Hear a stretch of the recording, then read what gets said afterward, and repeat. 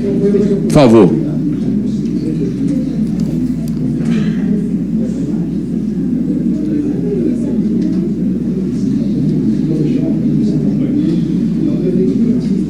Bom dia, coronel. Pode sentar aqui.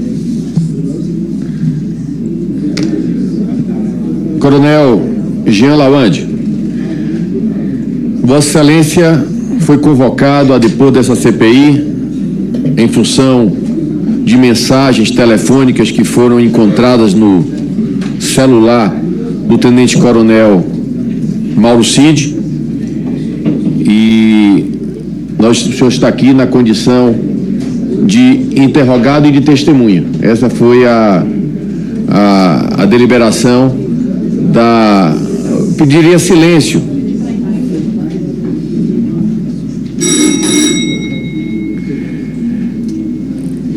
Essa foi a decisão proferida pela eminente ministra Carmen Lúcia.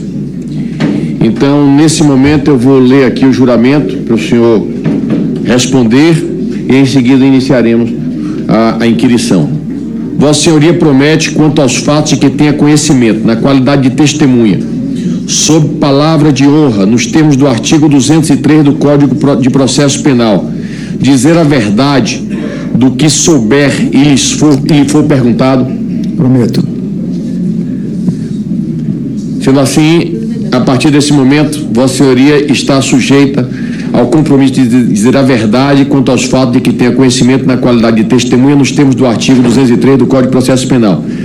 Nessa oportunidade, esclareço que o artigo 4º, inciso 1º da Lei número 1579, de 1952, estabelece que fazer afirmação falsa, ou negar ou calar a verdade como testemunha, perito, tradutor ou intérprete perante a Comissão Parlamentar de Inquérito, constitui crime punível com pena de reclusão de 2 a 4 anos. Eu passo a palavra à eminente relatora da CPMI. Desculpe, falha minha. Aqui nós fizemos um acordo de procedimento entre os pares, que todo o depoente, o senhor tem direito, como todo depoente, o senhor tem direito a uma fala inicial de 15 minutos. Depois dessa fala, nós faremos as inquirições, de acordo com a ordem estabelecida, a primeira relatora, depois os autores do requerimento, e depois os demais parlamentares. Depois da relatora não tem tempo fixo em relação aos demais deputados. Eles falarão cada um por 10 minutos, inquirindo Vossa Senhoria. O tempo de resposta de Vossa Senhoria conta no tempo do parlamentar, portanto, ele que determina o momento em que ele estiver satisfeito com a vossa resposta, poder interromper o depoente. E, ao final, Vossa Senhoria tem direito a falar mais 5 minutos para colocar qualquer outro ponto que tenha faltado na sua fala que o senhor ache necessário. Então, passo inicialmente a palavra a Vossa Senhoria pelo prazo de 15 minutos. Senhor presidente, senhor relator, bom dia. Senhores parlamentares, bom dia, demais presentes. Gostaria, nas minhas palavras iniciais, de apresentar aos senhores quem é Coronel do Exército Brasileiro Jean Lawande Júnior. Eu sou filho de refugiados sírios que chegaram no Brasil na década de 50, motivo para mim de muito orgulho. Cresci numa família simples, mas consegui êxito na vida. Eu sou pai de família, sou cristão, tenho uma esposa fantástica, a senhora Rosana, que agora deve estar nos acompanhando. Tenho três gêmeas de 9 anos, são minha bênção. E minha família é e sempre será o meu esteio. Amo-as de todo o meu coração e sem elas não imagino a minha vida. Minha vida militar começou como soldado, incorporei no Exército Brasileiro na mais baixa patente, no 12GAC em Jundiaí, e ali começou o gosto pela carreira. Naquele ano, em 91, me destaquei como praça mais distinta, que é aquele que se destaca durante uma instrução, naquele não foi promovido a cabo, tudo no intuito de mostrar aos senhores a dedicação ao serviço, a fazer as coisas bem feitas e o amor a esse Brasil. Consegui, com muito esforço, ser aprovado na Escola de Formação de Oficiais, a Escola Preparatória de Cadetes do Exército em Campinas. Fiz a SPSEX, fiz a Academia Militar, fiz os cursos para formação de oficial, sou oficial de artilharia, me formei em 1996, e sempre com dedicação, com amor à carreira, jurando defender esse país, morrer por ele, proteger sua integridade, sua honra e suas instituições. Durante a carreira, assumi algumas funções importantes, porque passei um seleto crivo para poder assumi-las. Fui instrutor da Academia Militar por 3 anos, fui instrutor da Escola de Cadetes, escola pela qual passei por 2 vezes, e numa delas tive a oportunidade, como já foi veiculado na mídia, de receber as mulheres combatentes do Exército Brasileiro, as primeiras mulheres. Para mim foi uma honra participar desse processo, muito exitoso. Eu participei também de uma missão de paz da ONU, fui observador militar no Sudão, ocasião na qual eu pude entender a sistemática daquele complexo órgão e entender, valorizar ainda mais o nosso país. A gente conhece um país da África em guerra, a gente vê como o nosso país é abençoado, como é um país que tem futuro e que merece ser valorizado. Eu comandei como comandante, fiz a Escola de Comando de Estado-Maior, também obtive bons resultados, me destaquei. Comandei o 6º Grupo de Mísseis e Foguetes, uma unidade tradicional da nossa artilharia moderna, que trabalha com material Astros, um material nacional. E, coroando a minha carreira, digamos assim, eu fui selecionado para ser o adjunto do adido militar do Exército Brasileiro em Washington. Missão essa também bastante criteriosa, o que mostra que a minha vida profissional foi exitosa. Atualmente ocupo uma posição totalmente burocrática no escritório de projetos do Exército. Eu sou supervisor do programa Astros, porque tenho experiência na área, trabalhei com material. E a minha missão é, de uma mesa com um computador, comandar 4 subordinados para fazer esse programa progredir e o Exército crescer. Eu quero dizer aos senhores que minha carreira ela foi exitosa não só no campo cognitivo. A minha carreira foi exitosa no campo disciplinar. Eu jamais fui punido na minha carreira. Eu jamais incitei qualquer subordinado contra o superior. Eu jamais provoquei qualquer tipo de ilegalidade ou discórdia dentro do Exército Brasileiro. Jamais feri os nossos pilares, a hierarquia e a disciplina. E jamais incentivei qualquer subordinado a fazê-lo. Hoje venho aqui para responder as perguntas dos senhores a respeito das mensagens trocadas com o Cid, com o Tenente-Coronel Cid, mas afirmo aos senhores que em nenhum momento eu falei sobre golpe, em nenhum momento eu atentei contra a democracia brasileira, em nenhum momento eu quis quebrar, destituir, agredir qualquer uma das instituições, porque isso não faz parte do que eu aprendi durante toda a minha carreira, toda a minha vida. Falo isso aos senhores do fundo do meu coração. Aquelas mensagens, eu vou explicar cada uma delas, foram mensagens trocadas no privado, mas o mais importante, eu preciso que vossas excelências considerem isso, é a minha essência. É aquilo que eu fiz a minha vida toda, como um pai de família, como um bom militar, como aquele que quer o bem do Brasil, e aquele que, por ter uma família, por vir de uma família síria, por ter trabalhado num país como o Sudão, saber como o nosso país é abençoado, como o nosso país é promissor, como ele tem futuro, e como eu sempre me propus, me dispus a vida toda a lutar por isso. É isso que eu acredito, é isso que eu passo para os senhores agora como palavras iniciais, e me coloco a partir de então à disposição de vossas excelências para responder às perguntas que forem necessárias relativas às mensagens trocadas com o Tenente-Coronel Cid. Muito obrigado. Muito obrigado, Coronel. Apenas retificando, eu disse que Vossa Excelência está aqui na condição de testemunha. Claro que, de acordo com a decisão da ministra, Vossa Excelência não é obrigada a produzir provas contra si. Eu passo agora a palavra à eminente relatora da CPMI, nossa senadora Elisiane Gama. Senhor presidente, senhores colegas da mesa, senadores, senadoras, deputados, deputadas, defesa que está aqui presente, Coronel Lawande. Coronel, o senhor fez nessa primeira leva a exposição da sua carreira. E exatamente pela exposição que o senhor fez inicialmente, nos causa-se muito espanto quando você debruça sobre o conteúdo que foi obtido das mensagens divididas, passadas entre o senhor e o Mauro Cid, que foram obtidas aí pela Diretoria de Inteligência da Polícia Federal. E, naturalmente, esse é o ponto específico que motivou a sua convocação a esta comissão.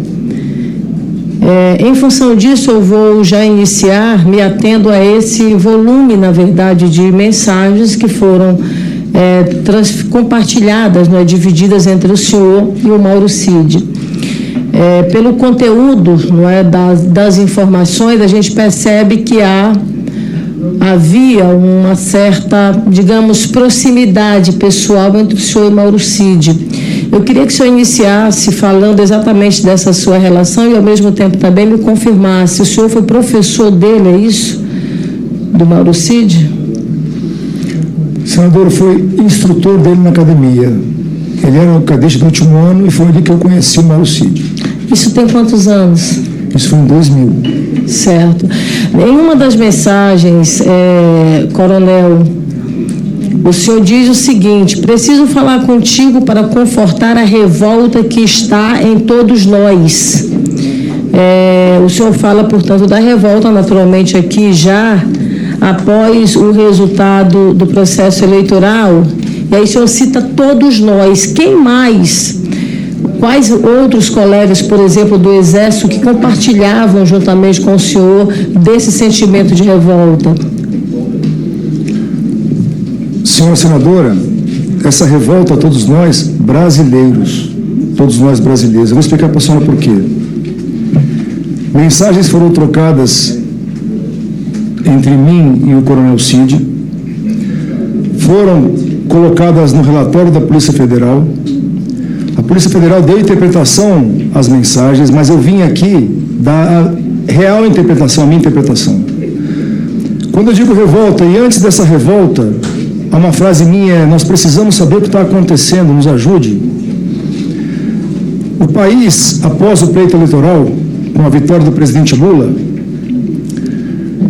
gostemos ou não, o país passou a ter ideias antagônicas. Havia dois grupos disputando, uns acreditando que a eleição foi legítima, outros não, mas as pessoas foram às ruas, foram à frente dos quartéis para pedir intervenção militar, as pessoas estavam insatisfeitas, e aquela comoção do país todo dividido, e não eram só as pessoas que estavam nos quartéis em todo o Brasil, era a sociedade brasileira dividida, em opiniões acerca de o que vai acontecer, o que vai ser agora, como foi o pleito. Então, isso tudo, a gente vê naquelas pessoas, a insegurança trazida por aquilo, que podia levar a alguma convulsão social, alguma revolta, algum problema na segurança, foi o que eu falei, porque as pessoas estavam querendo entender como é que aquilo terminaria, como é que aquilo seria dissipado. A ideia minha, desde o começo, desde a primeira mensagem com o Tenente Coronel Cid, foi que viesse alguma manifestação para poder apaziguar aquilo e as pessoas voltarem às suas casas e seguir a vida normal. Essa manifestação da parte de quem? Que houvesse alguma manifestação para apaziguar os ânimos, da parte de quem? Então, da parte do governo naquela época formado, essa é a minha opinião. Do ex-presidente Bolsonaro? Sim, a minha intenção, o ex-presidente Bolsonaro, ele tinha uma liderança sobre a população, pelo menos seu eleitorado. O presidente Bolsonaro, após o resultado das eleições, houve uma iniciativa de paralisação de caminhoneiros no país, em vários estados. O presidente Bolsonaro solicitou a todos eles que cancelassem, que impedissem aquilo. Eles voltaram ao trabalho, desimpediram, liberaram as rodovias. Então, a minha intenção sempre foi alguma atitude daquela época do presidente para que aquelas pessoas que estavam há quase um mês, porque a primeira mensagem foi tocada dia 30 de novembro, voltassem às suas casas, voltassem à normalidade. O Brasil precisava progredir, o Brasil precisava ir, o Brasil precisava avançar, voltar à sua normalidade. Essa foi a minha intenção. Mas veja, essa sua colocação é uma colocação que é absolutamente normal, digamos assim, não é por parte de um militar estar conversando com um ajudante de ordens. Mas, por exemplo, nesse mesmo dia, inclusive, o senhor faz referência, por exemplo, a uma situação que fica meio instável, porque você diz, olha, aqui é seguro. Em uma das mensagens o senhor fala assim, aqui é seguro.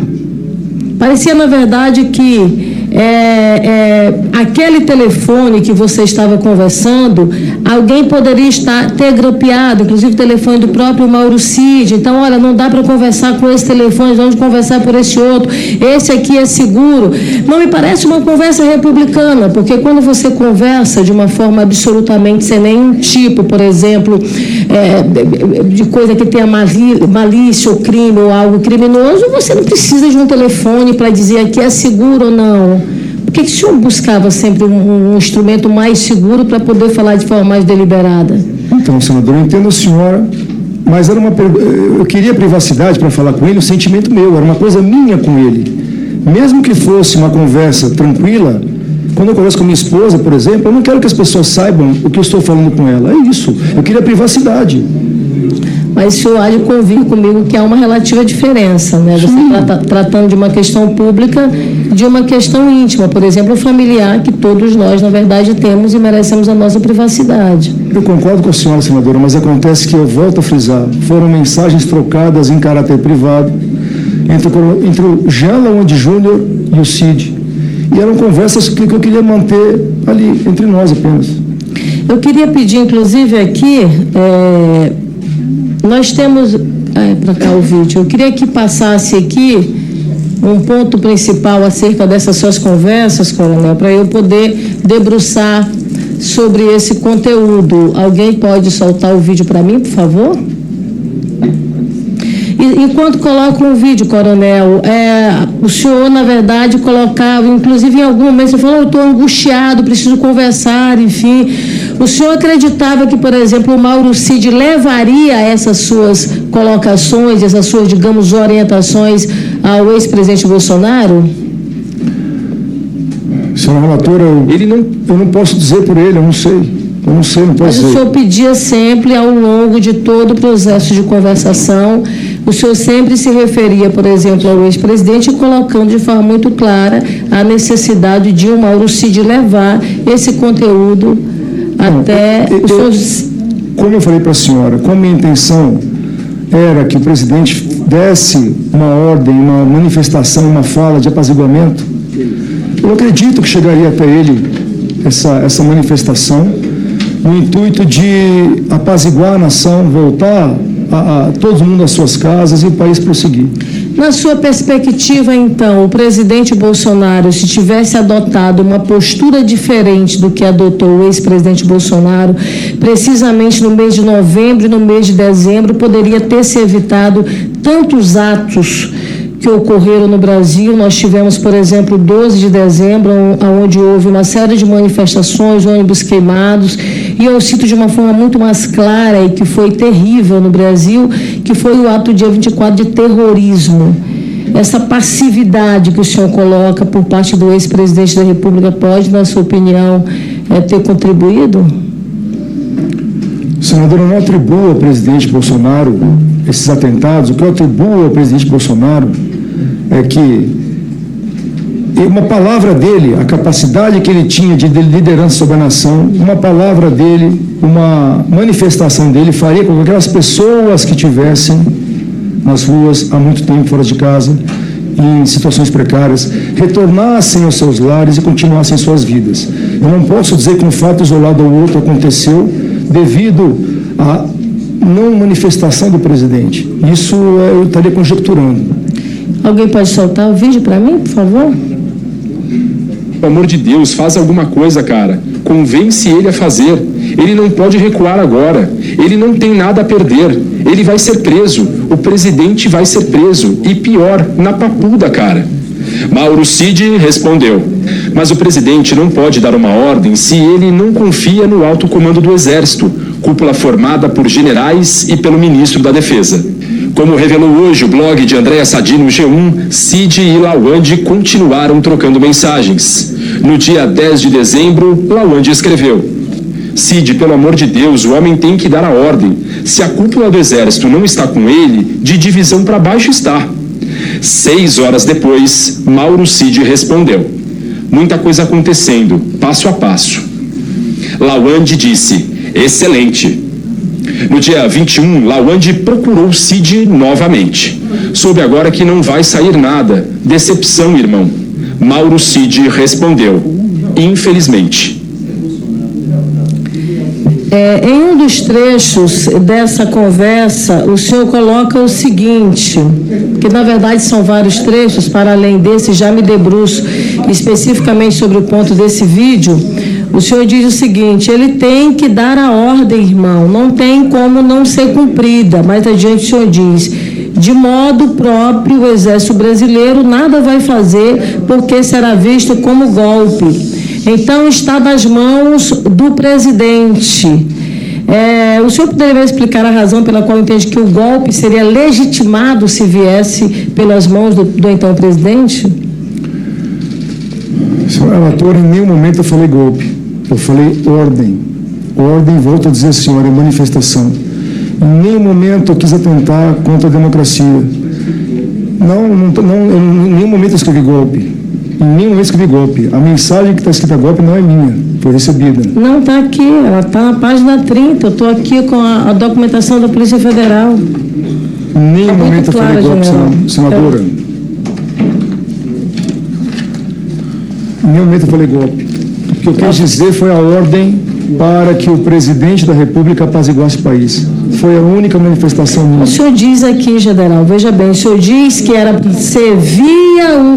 pelas mãos do presidente da República, que se o presidente da República não estivesse à frente, então poderia aparecer como golpe. Ou seja, se o presidente da República tomasse uma medida, seria legitimado. Eu quero que o senhor me explique qual a lógica disso. Senhor presidente, isso está na Veja ou ela recebeu algum relatório que os demais membros da CPMI não tiveram acesso, informação privilegiada? A questão de ordem, senhor presidente. Não. Está tendo informação privilegiada do Ministério da Justiça, da Polícia Federal? Não pode fazer isso, senhor presidente. Senhor presidente, Desculpe, eu estava lendo aqui no... a fonte, senhor presidente. Respeitar a fonte, senhor presidente. A relatora falando, presidente. Já está tumultuando. Se os membros da CPI não têm... Senhor presidente, isso é questão de ordem, presidente. A única pessoa que pode falar é a relatora e o depoente nesse momento. Então eu vou insistir, a gente tem mantido aqui uma ordem muito boa nessa CPMI. A gente sabe que não tem nenhuma flexibilização dessa presidência para que as pessoas interrompam quem está falando. E eu insisto que mantenhamos esse mesmo clima. Senhor presidente, mas a fonte é a Polícia Federal? É um sigilo que a gente não tem acesso? Deputado André Fernandes, Vossa Excelência, quando falar, Vossa Excelência não tem direito de fazer esse tipo de interrupção, deputado. Ela não pode falar a fonte? Vossa Excelência não pode fazer essa interrupção, deputado. Vossa Excelência não pode fazer essa interrupção. Eu insisto que Vossa Excelência não faça interrupção. Tem obstrução. Cada deputado Rogério, da mesma forma, quem toma conta da presidência sou eu. Então eu quero pedir que todos se mantenham calados para que a relatora proceda à sua inscrição. Todos terão a palavra. Na hora que falar, cada um exige a fonte, reclama no que achar que está errado, mas, por enquanto, quem está com a palavra é a relatora, Elisiane Gama, por favor. Senhor presidente, eu vou ler mais uma vez aqui o que consta no documento 30, que é público. É bom os parlamentares debruçarem mais antes de vir para a comissão, sobretudo o parlamentar que questiona. É um documento público e basta fazer a pesquisa que Vossa Excelência chegará aqui com a devida informação. Na verdade, está muito claro. Ele tem que dar a ordem, irmão. Não tem como não ser cumprida. De modo próprio, o Exército Brasileiro nada vai fazer porque será visto como golpe. então está nas mãos do presidente. O que eu quero que o senhor coloque para a gente é que, da forma como o senhor conversa com o Mauro Cid, o senhor leva a crer que, se a atitude fosse comandada pelo presidente da República, ela seria legitimada. Então, eu queria que o senhor me explique, até porque o senhor tem conhecimento nessa área, até porque é um profissional da área, é um militar de carreira, então me explique como seria legitimado se fosse o presidente ou então o presidente da República que tomasse a decisão em relação a essa intervenção. Senhora relatora, eu queria só complementar, responder o que a senhora falou do golpe. A única mensagem em que aparece a palavra golpe não é uma mensagem minha, foi uma mensagem por mim recebida e eu em nenhum momento disse golpe. Em nenhum momento disse. Então eu não consigo prever, imaginar como seria um golpe, porque em nenhum momento eu previ esse golpe. A minha missão, a minha intenção foi sempre fazer com que o coronel Cid entendesse que viria uma manifestação do presidente e aquela manifestação faria com que as pessoas retornassem às suas casas, o Brasil seguisse, prosseguisse. Em nenhum momento eu defendi o golpe, senhora senadora. Na mensagem, de forma muito clara, o senhor disse que, se não viesse pelas mãos do presidente, que seria, mas que, se viesse pelas mãos do presidente, teria uma legitimidade. No dia 1º de janeiro, coronel, o senhor diz ao Mauro Cid, então ferrou, vai ter que ser pelo povo mesmo. O que seria isso, vai ter que ser pelo povo mesmo? O senhor pode explicar para a gente? Vou explicar para a senhora, perdão. Vai ter que ser pelo povo mesmo, é o povo que vai ter que se conscientizar de que não haverá nenhuma manifestação. Por favor. É o povo. Eu insisto que a gente mantenha a ordem aqui na CPMI. O depoente está respondendo à relatora, todos vão ter direito a falar, todos vão ter direito a inquirir o depoente, mas eu peço que a gente mantenha a ordem, por favor. Posso continuar, presidente? Relatora, então, vir pelo povo, é o povo que vai ter que se conscientizar de que não haverá nenhuma ordem presidencial, de que não será atendido naquilo que pleiteia e que terá que retornar para suas casas e fazer o Brasil continuar. Essa foi a minha intenção nessa frase. Me desculpa, coronel, mas não tem sentido, considerando o conteúdo das suas mensagens. Mais uma vez, eu quero colocar aqui o que o senhor digita do seu telefone. Então, ferrou. Vai ter que ser pelo povo mesmo. O senhor fala isso no dia 1º. Na sequência disso, 12 dias depois, nós temos aqui em Brasília uma manifestação destruidora, aonde carros foram quebrados, queimados, destruídos, houve tentativa de invasão à sede da Polícia Federal, ainda com o povo, os manifestantes, né? Então, na sequência, no dia 24, a gente tem um ato terrível, que foi um ato de terrorista, tentativa clara de destruir um caminhão com 65 mil litros de combustível nas proximidades do aeroporto de Brasília. E aí nós temos no dia 8, que culminou com a invasão à sede dos 3 poderes. Ou seja, o senhor diz no dia 1º de dezembro, vai ser pelo povo mesmo. E na sequência disso você tem 3 grandes momentos na história brasileira, tristes, e que se sucedem, na verdade, a uma colocação que o senhor coloca para ele. Foi coincidência isso? Eu acho que foi coincidência, senadora. Pelo seguinte, a minha opinião era o Jean Lalonde conversando com o Cid. Eu expressei minha opinião, agora o povo é que vai ter que retornar. Eu não tinha como influenciar o povo. Isso é muito importante, senhores senadores, deputados que entendam isso. A minha função é uma função burocrática. Eu tinha 4 subordinados.